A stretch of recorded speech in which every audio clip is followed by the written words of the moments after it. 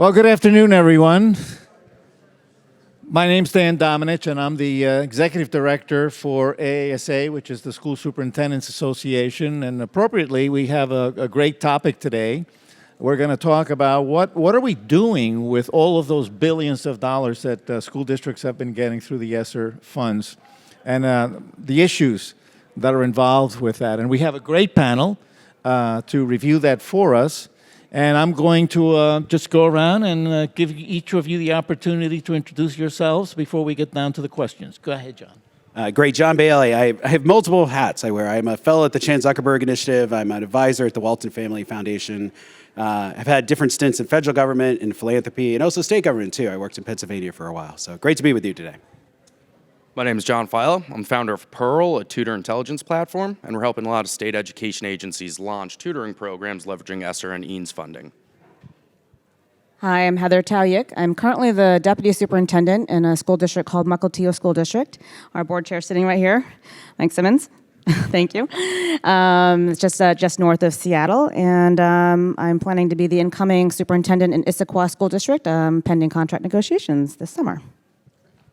I'm Ashley Andersen Zantop. I'm Chief Operating Officer at Cambium Learning Group and the incoming CEO at Cambium Learning Group. We focus on addressing education's most essential challenges with solutions that really make a difference. I'm Erin Covington. I lead our education practice at Alvarez and Marsal. We are best known for working with organizations that are really trying to seek bold transformation or sometimes find themselves in distress. And so in this moment, recovering from the pandemic, there's no shortage of work for us. So, the topic here is the funding cliff. So districts are getting all of these dollars, and the question is, well, what are we doing with those dollars, and what's going to happen when the dollars run out? And let me go to Heather, and congratulations, Heather. She will be a superintendent. When do you start? July 1st? Is that July 1st. July 1st, all right. So Heather, so you've been operating your district, and we had a conversation about the things what are you doing with the ESSER dollars in your district now? Well, first and foremost, when we were preparing to figure out what to do with our funding, we were given a short timeline by the state to figure out our plans, and with some minimal public notification and public input. But what we did was to go a little bit bigger than that and really did sort of blow it out, kind of like had our student directors lead a day where we actually asked two questions. What do you need, and how can schools help? And we got a ton of input, which actually really helped guide all of our investments and our big bets over the past year. And a lot of it was rooted in, I just don't know where I am academically, or I don't know where my kid is academically. And so we needed more relevant information to know how kids were doing, how they were experiencing school, and where they were academically, and whether or not they would then have the confidence to know they were prepared for the next grade level and then the world beyond high school. So we made some big bets in terms of social emotional learning and getting those tools directly in the hands of also teachers to support their ability. They were asking for more tools and resources to promote social emotional learning. And we did that system-wide. We did that for also families and for our staff as well. And then we also made a big bet in terms of our supplemental curricula and use of data to be able to figure out, well, where are kids and how do we then adjust course as soon as we know where they are or are not meeting standards. And then we made a big bet in terms of some tutoring for 6-12. We heard a lot of concern from our secondary students at high school about their attainment of credits. We saw the data of a high number of no credits early on in the 2020 to 21 school year. And so those are our biggest bets. And then we did a bunch of pilots. So some micro level, like school specific proposals were accepted for the summer learning to figure out, well, what might help this particular school community. And then we've been tracking the data and the reflections and really focused on the continuous learning cycle to see, is this working? And so as we think about what's next, that's sort of the next part of the story.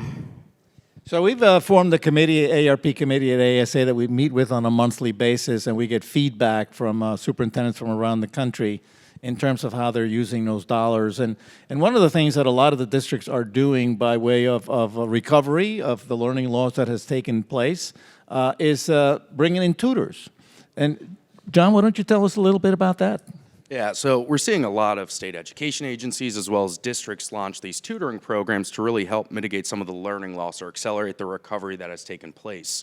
One of the things we are seeing, though, in the tutoring industry is the difference between high dosage or high impact tutoring as well as homework help. So one of the bigger concerns we have in relation to tutoring is that the timeline that these districts are forced to implement, as well as the staffing shortage that they're experiencing, is forcing them to choose ease over efficacy. And back when there was No Child Left Behind, a lot of money got put into tutoring, but the efficacy and the data collection really wasn't there. So a lot of what we're doing with our partners and in our partnership with the National Student Support Accelerator is helping create these data structures that actually prove the efficacy of these tutoring programs so that this money can become sustainable when these cliffs hit and people look back and say, what did we actually do with those dollars? And Ashley, you're working with a company that's doing a lot of work with districts right now, particularly in this whole area of catching up and learning, et cetera. What are you seeing? Yeah, I think one of the things that we see across the board is something that's already been mentioned here is we hear a lot from our customers who are districts, who are schools, and also SEAs that people are exhausted. Educators are exhausted, administrators are exhausted, everybody's exhausted, and procurement offices are struggling because they're also trying to make up for the exhaustion, whether we've got teacher shortages and staffing shortages for other areas of the business. So we hear across the board, hey, we have a big need, we want to place some big bets in certain areas, but it's hard work to do that, and to do that in a way that feels effective and responsible, and like there's enough time to do the diligence to make sure that the bets are being placed in the right place.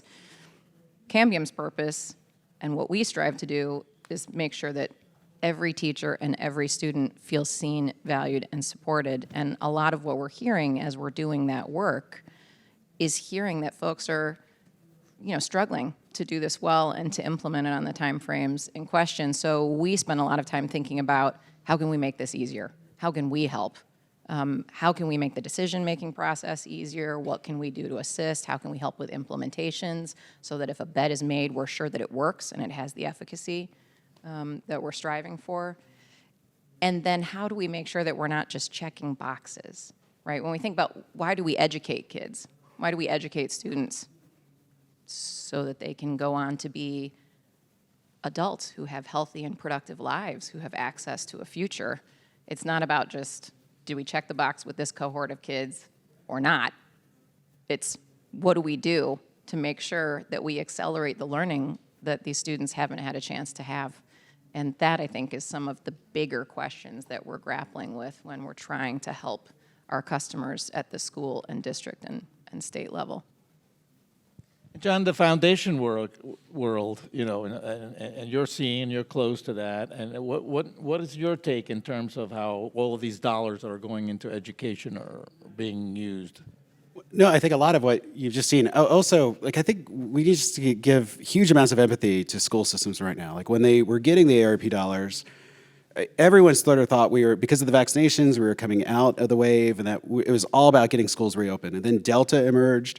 And that disrupted school transportation, disrupted school custodial staff and other support staff.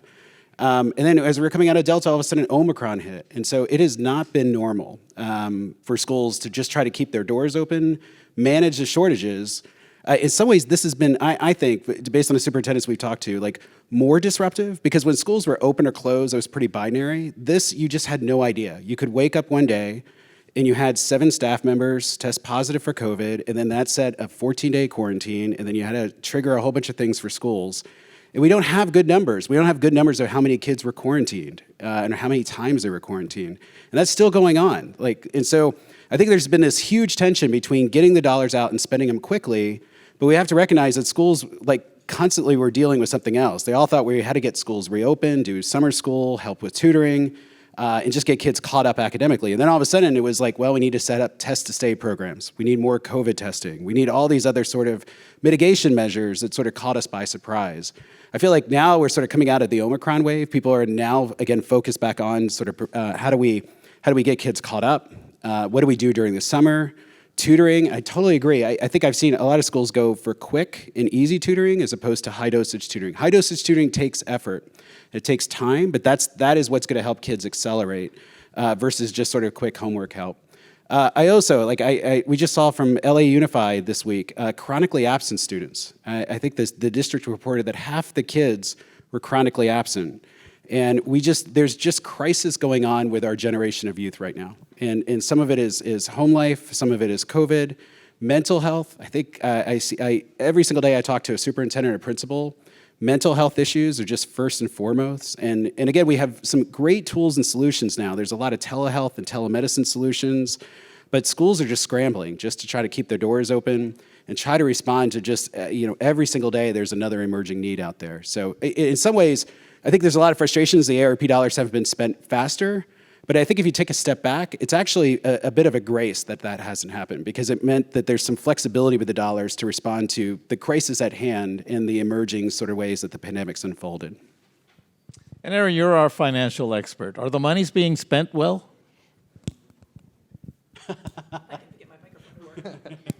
There we go. I've seen very mixed reviews. If you'd asked me that question in December, I was very pessimistic about the outlook, and even asked myself the question, is this education's version of the PPP program? But to the points that John mentioned, it's the schools have been so focused on just having health and safe schools that they really weren't focused on spending the money in a way that really drove academic recovery. And so, but what I have seen as we've moved throughout this winter and spring is some really positive trends that have emerged. And so investments in the tutoring, investments actually in pre-K programs, investments on the social and emotional side. And so we see a lot of these recurring themes, emerging conversations around reimagining the use of time, innovative school models. And so all of this coincides with recovering from the pandemic, recovering from Omicron and Delta, but also with an eye towards planning for the fall. And so we're seeing a lot of positive trends emerged. But in the midst of all of this, I could really share with you a lot of negative stories and a lot of bad spending that's gone on. And so ranging from, prioritizing investments in athletic fields. And so now I appreciate the importance of athletics, being a former athlete myself, and I know how much that helps student outcomes. But when you think about actually prioritizing a turf field versus high dosage tutoring at this phase of where we are today in this moment, you have to question, is that a good use of funds? I've also heard stories about how school districts have ordered so much stuff that it's sitting in containers outside of their warehouses. And it was an impediment to actually getting academic materials into the building at the beginning of the year. And yes, that was textbooks that they were trying to get in, which is a whole different conversation about ordering textbooks versus leveraging the technology. So in the midst of all this, we saw a lot of negative trends out of the gate, but we're seeing much more positive trends in terms of real investments around initiatives that are intended to drive academic outcomes. So a couple things just to jump off that. So I would say we have made some great investments, but we have made some investments where we are not seeing the fruits of that because of the implementation challenges.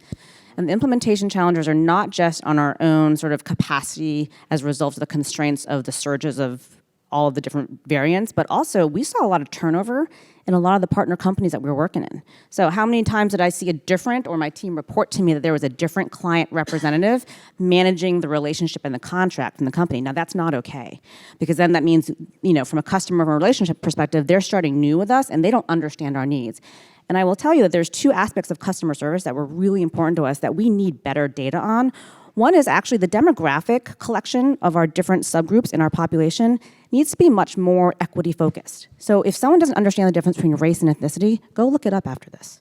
You cannot collapse Hispanic and Latino. They're two different things. So when a company says to me, I don't know how to disaggregate the data that way in which you want it to be, then I will say, I will no longer want to work with you.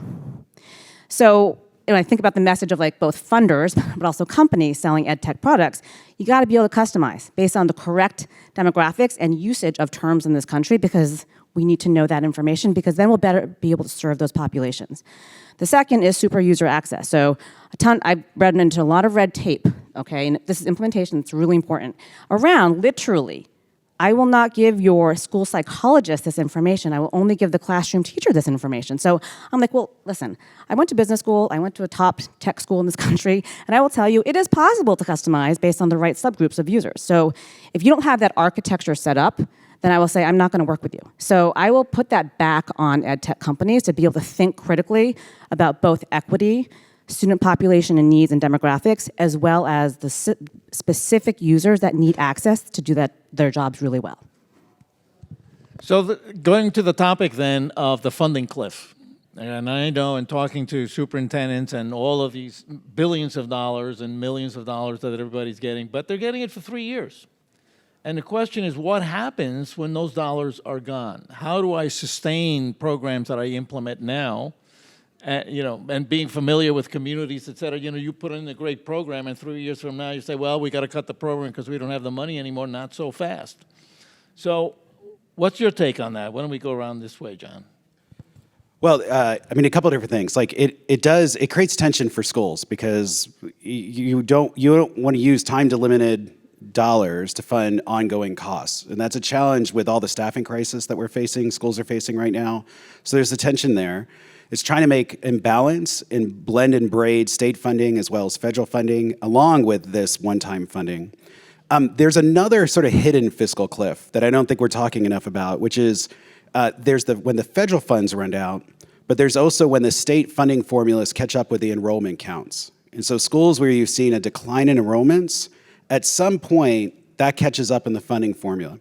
Now, some states will do a hold harmless, but they likely can't do a hold harmless forever. And so that's sometimes, that creates a lot of other uncertainty. And so I think that's another anxiety that I'm hearing a lot of principals and superintendents deal with is they know at some point, but it's focusing a lot on how do you get kids re-enrolled, what to do, like in LA's case with the chronically absent, like are they absent for health reasons or for have they left the district? But that's like creating a huge need too. So that hidden fiscal cliff is one that I'm really worried about. Yeah, in the tutoring space, this isn't the first time a lot of dollars have come in for tutoring programs to be launched. Back in No Child Left Behind, billions of dollars came in across the country for these tutoring programs to get off the ground. And what ended up happening was bad actors came in because they weren't requiring the actual efficacy or the data to be reported on the other side of it.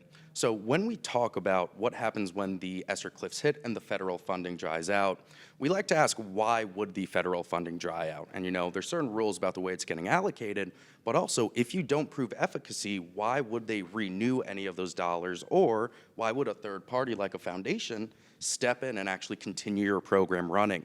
So when we talk about the cliffs, we like to talk a lot about why would they run out, and they're definitely going to run out if efficacy isn't proven. So although it may be a little bit harder to take the true high impact or high dosage approach to tutoring, we know if you do it, you have a greater probability of proving that efficacy, which then allows for the federal dollars to either replenish and continue to support your program, or a third party come in like a private foundation or private funders to keep it going. Because if you really prove these dollars are going to work and they're doing a lot of good, we like to believe that there's folks out there who are going to be excited to keep that great work going on. So totally agree with that. We have the charge of making sure our legislators know, right, what our bets are, what we are seeing success with, where we're maybe seeing some great success or some moderate success and maybe unknown to be determined. And we're also going to be really clear about telling our story where we're not going to continue to invest in something because maybe it was a attempt, but we didn't feel like that was where we want to continue to put our dollars. So we're worried about this to the point of sort of the next funding cliff beyond that when enrollment catches up, right? But I do think that there's an element of, yes, like lobbying, right, to continue a hold harmless, but maybe additional federal dollars. But I also feel like with the constraints that different districts face, there's going to be other costs that go up with inflation, right? And so we're not going to be able to, even completely manage all of those costs in the foreseeable future, entirely. So we also need to consider where are we actually going to stop certain activities and use the, and reinvest those prior dollars that we were using in other things in the things we actually want to continue. But again, we have to have efficacy known for what those other activities are and be able to be really clear about what we are investing in. The final thing is, you're right. So it's not ongoing dollars. It has to be capacity or one-time fixed costs, like setup cost or foundation setting. But I also feel strongly that what we're doing too right now and focusing on is capacity building. So if we can build greater capacity right now in certain aspects of the programs that we're leveraging and utilizing, we can then potentially sustain that through just our human capital pipelines versus the outside support potentially of an external partner. Yeah, I come back to something that, Heather, that you said well earlier, which is, in some ways we're thinking about that cliff in some of the practical ways and some of the things that you described, John. And in other ways, it creates good tension on the part of solution providers to do the things that Heather just described, right? We need to prioritize and make sure that we're prioritizing our implementations so that they are effective, so that we are doing what we said we would do, so that solutions do the job that they're hired to do, and they do it with efficacy, and they do it with the results that they said that they would provide as part of that process, and are partnering with schools and school leaders to ensure that that's happening. So I think that creates some positive tension. There's a silver lining in this about that, because if we do the very best job that we can do, and we do the job that we're hired to do well,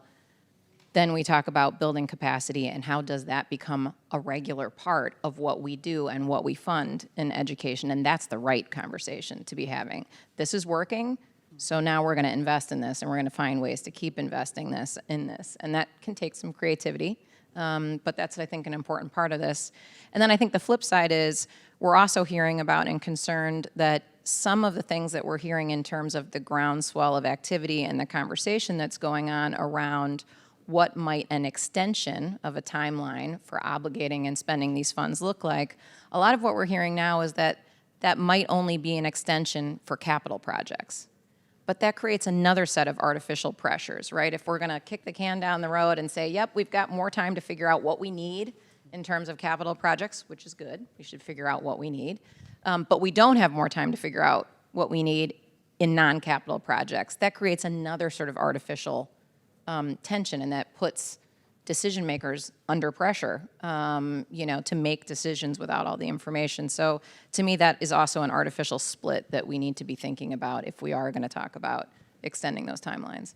Well, that's a great point, and that was going to be my next question. Why don't we start with you on this one, Erin? The extension, I tell you, I hear a lot from our superintendents about the fact that, first of all, they were to put together a strategic plan in 3 months for how they were going to spend this money over 3 years.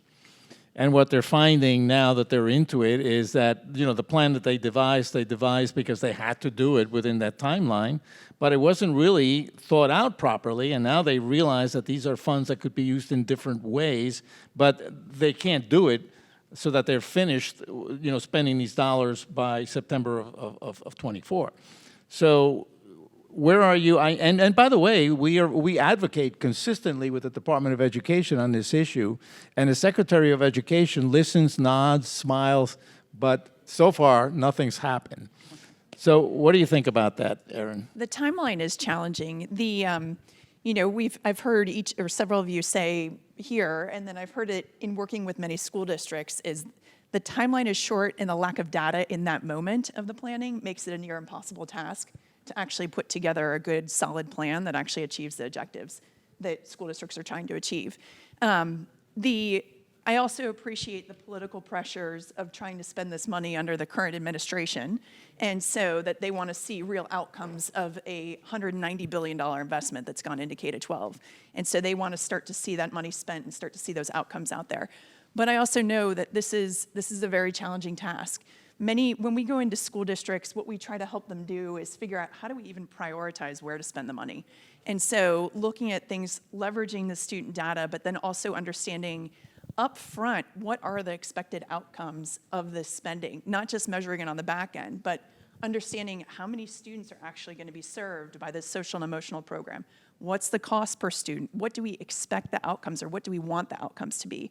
And so there are very few school districts that we work with that build that rigor in up front on the planning, and then try to measure it on the back end, and make it's a struggle to even measure it on the back end. And so at least when you have this money in a short timeline to make these decisions, if you're building in some rigor in terms of how you're prioritizing the decisions on where the money goes and what the investments are based on what you expect the outcomes are, you're hopefully going to have much better success over the long run if you build in that rigor up front, even in this short timeline. I do have to add two other points about the sustainability too and the fiscal cliff. Is a finer point on John with what he said is state funding has not caught up with an enrollment, so there is an underlying fiscal crisis that we have not yet seen. We also are seeing school districts use the ESSER funds to plug holes. So if you factor in ESSER money going away, enrollment funding aligning to enrollment, and just funding current losses, there is a massive fiscal cliff that is upon us. And so and I'll make one last point, as you think about how you spend this money, the underlying fiscal crisis, you do need to spend it. You need to make investments. You need to use this money to innovate. And so, but alongside a really critical tool that you should also incorporate in your planning is a multi-year fiscal plan. All school districts that we work with tend to move year to year. This moment, unlike any other moment, is critically important to have that multi-year fiscal year plan, so that when you're making these decisions today, you understand what year 3, what year 4, what year 5 looks like. We all know assumptions can change. We all know funding can change, but at least don't go in blind to say that this $10 million, this $30 million, this $100 million investment, this is what's going to do for us in year 4 and 5. Just one other, the opposite of to be more optimistic on a funding cliff, there are also some funding opportunities too, to be happy.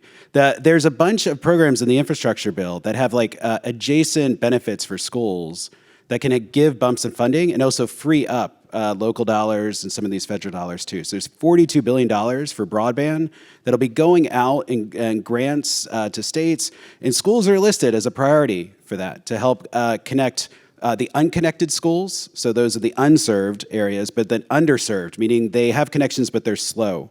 So schools can be prioritized here, but here's the catch.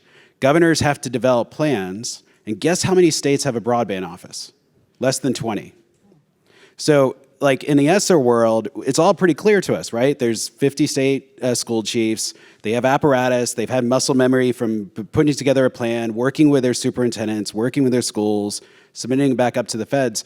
For the first time, governors have to do this and come up with a whole subgrading process, and schools can be a priority in that, but it's going to require you going to the table and knocking on the door of your governor and making sure that their plans represent your needs and your kids' needs, because this is not just about schools, it's about home connectivity, a lot of what you heard the FCC chairwoman talk about. So all these are super important, but again, there's some other funds out there that I think, $350 billion at Treasury, it's crazy. It's just radically flexible money. They sort of give money to governors in a formula and say, do good things with it. If you want to do a vaccine lottery, God bless you. If you want to do direct cash benefits to help unemployed healthcare workers, go for that too.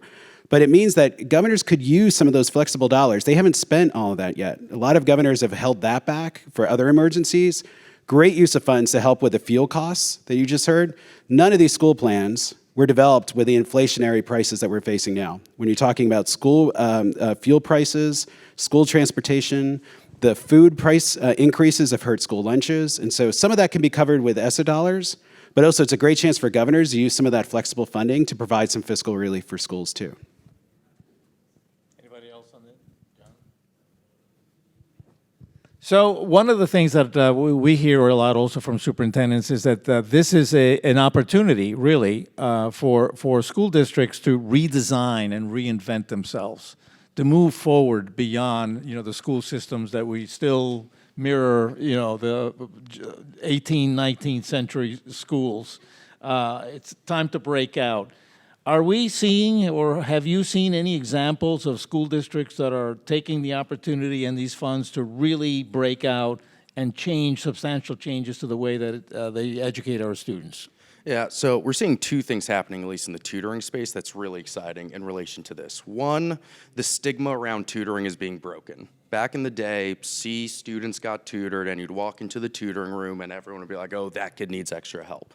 Now that there's so many dollars in the space and really tutoring programs are being made available for all students, that stigma is being broken, which we believe is then turning into this next opportunity that some of our partners are leveraging around relationship-based learning with university systems. One of our partners at the state of Illinois is taking around 10,000 of their undergraduate students at Illinois State University and turning them into an army of tutors to support districts across the entire state.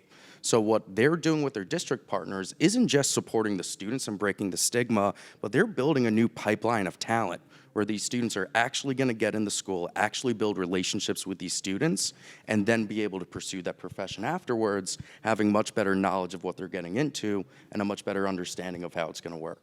Important when we're facing the teacher shortage that we're facing. Very much so. So I expect to see a lot more state education agencies create these partnerships with university networks around the state to galvanize an entire generation of teachers so that over the next few years, as these undergrads start to enter the workforce, we start to see some of this teacher shortage get solved, ideally with individuals who really understand how to relate and connect to those students. Yeah, we're seeing something similar from a slightly different approach. Again, a silver lining that we're seeing is the opportunity for states and for districts to really invest in professional learning in a material way, in a way that really creates a sustainable opportunity for many, many students to be impacted because educators are having the chance to have the kind of meaningful professional learning, not just a one-shot professional development day, but meaningful professional learning that's gonna provide an ongoing and lasting effect in that state and in that district. And one of the ways that we're providing that is with literacy instruction and professional learning about really how to do robust development for educators, new educators who are coming into the system for the first time because of the staffing and the turnover, as well as seasoned educators who haven't been educated on the science of reading and how to do foundational literacy development and literacy skill acceleration. And mea culpa, I started my career as an educator, and I went to school for it. I have a degree in elementary education, and I was not taught how to teach literacy. So I have great empathy for the folks who are living through this, and that's a real opportunity. That's an opportunity to provide ongoing, meaningful change. So we use some of our ESSER dollars to also support the continuation of a remote and virtual learning environment. And so in thinking about what are the changes, you know, for some districts that has been an obvious conclusion, and for others it might be a little bit harder, right, based on where the culture and climate might be in terms of appetite for that. So we are over-investing in sort of the initial staffing models for our 9-12 virtual academy, and we're using that to continue to support that over time. And that would ideally, like back to the funding side, then iron itself out with enrollment and funding in the future to be more sustainable in that regard. We also are seeing, in terms of the data, so we're working with iReady for K-8, and just back to your point around literacy, we knew coming into the year that we would have early literacy gaps because of where students were at home, maybe not getting the kind of socialization for reading the same way. And we were able to just more quickly hone in on phonics, for example, right out of the gate. And so our schools were able to make different decisions with how they were doing small group time with students and leveraging their different materials and instructional expertise to target specific areas to then accelerate that area. So I do think that the behaviors and the habits and use of data will continue and grow. And then some of the aspects of learning virtually, both the good, right, but also mitigating the bad that happened in terms of remote learning, will also be some lessons that we hope to carry forward. One of the topics that keeps coming up in conversations is one that's been around for a while, but hopefully with this large influx of money, is greater investments in the high school to career pathways. And so I know some of the events I've attended here just over the last couple of days, they're very widely attended events. And so I haven't seen the ideas crystallize yet around rethinking the high school to pathways, but there's so much dialogue going on that I'm optimistic that hopefully for the fall of '23 that we start to see some real innovation in that space. Where I have seen expansion is in the pre-K programs. So is using these ESSER funds to really expand pre-K programs And it's done very transparently and understanding that it is going to create a fiscal cliff that needs to be funded down the road. But given the district, it's such an urgent issue, they're using this money to not wait 2 or 3 years and to get started now. And so those are some of the positives in terms of innovation so far. Yeah, I'll say, so it's interesting. At the Walton Family Foundation, we've funded a bunch of polling and parent surveys.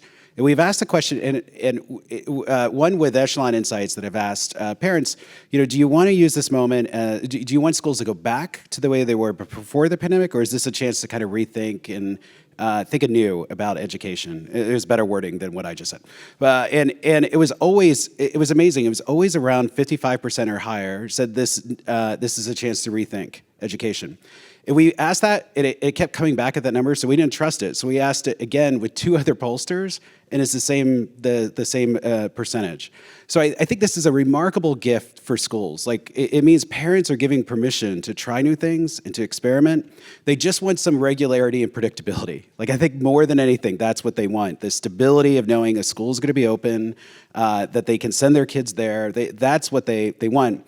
But amazing amount of permission. And I agree. I was tracking before the Delta wave, just with I do a COVID newsletter every night, and it was amazing how many school districts before Delta were saying that they were going to reopen schools, but also launch a virtual academy, their own online academy.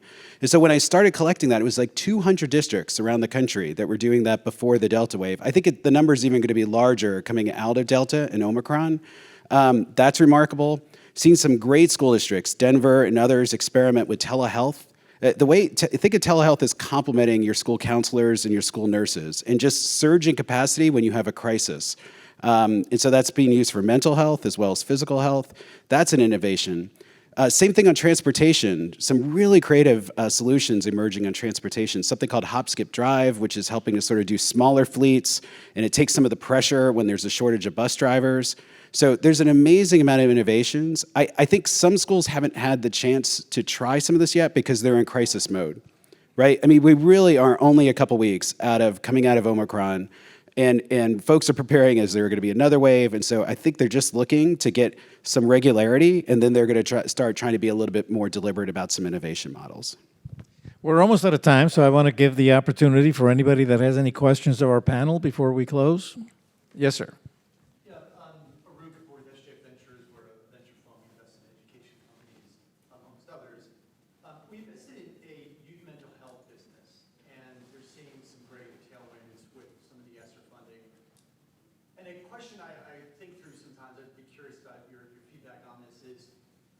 What should they be looking at to get a sense of, come 2025, that those dollars from the districts they work with will renew? You talked about efficacy. I mean, efficacy for youth mental health is a little, with tutoring and academic gains and achievements, it's a little easier to assess that. With youth mental health, perhaps harder. So is it usage? Is it anecdotal stories of counselors saying there was, 5 cases of tier-3 intervention and that it was very compelling? So one question. The other question is, if you are that company, is there anything you would recommend that when they speak to or sell to a district, to help the district see past 2025 to ensure that they have a funding source in 2025? Or is that, not the job of the company and it's really on the district? Or what conversation would they have to get some surety that there's something longer term? Yeah, maybe just a couple thoughts on that. Mental health services is a very different set of quality metrics than tutoring or academics. I think it's all the above. I think you need stories. I think you need data.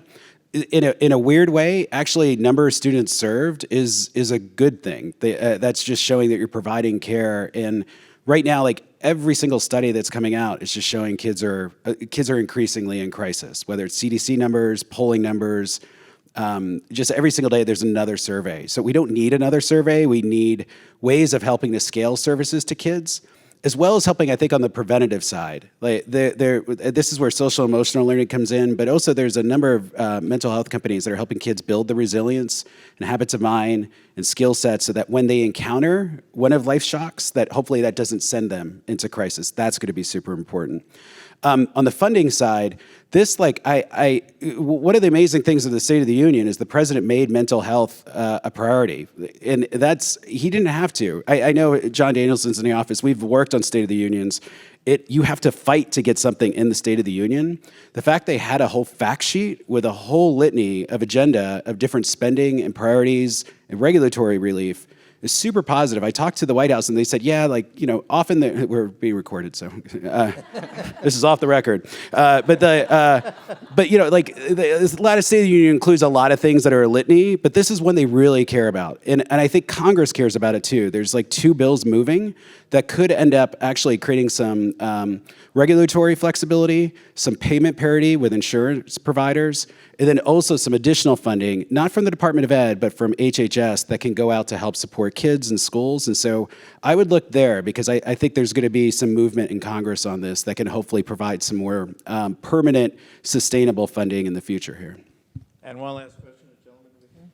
So I'll go back to Erin's football field, you know, thing. So I'm from Kansas City, and a lot of the school districts around us did try to keep the money locally to try to help local companies. They tried to do CapEx expenditures and deferred maintenance type things, and try to get the money out of the community as quickly as they could, but also keeping an eye on not buying into hiring teachers, for example, that was going to be a permanent cost structure and was going to cause a problem when the funding. From a superintendent's association, so what percent, do you have any idea what percent of the relief funds were actually towards those type, I'll call it one-off spending, you know, initiatives that sort of caught up deferred maintenance or things, and versus, you know, buying new curriculum or something that's going to continue? From the figures that we've seen and we collected on a regular, it's a fairly small amount actually. You know, one of the issues for expansion had to do with the fact that if you're going to do something like that, if you go through the process of procurement, et cetera, it's a heck of a lot longer than 3 years.